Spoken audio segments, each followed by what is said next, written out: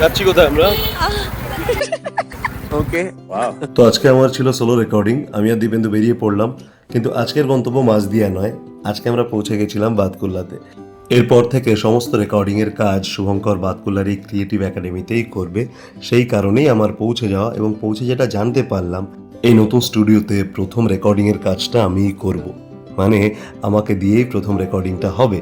তো যাই হোক, একটা ছোট্ট সেলিব্রেশনের ব্যবস্থা হয়েছিল, যেখানে কেক আনা হয়েছিল, এবং এখানকার যে দাদা এবং দিদি আছেন তারা ভীষণ ভালো। একটা ছোট্ট পুচকিও ছিল। আমরা সবাই মিলে কেক কাটিং করলাম।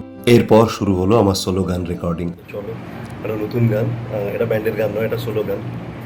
দেখা যাক কত কি হয়।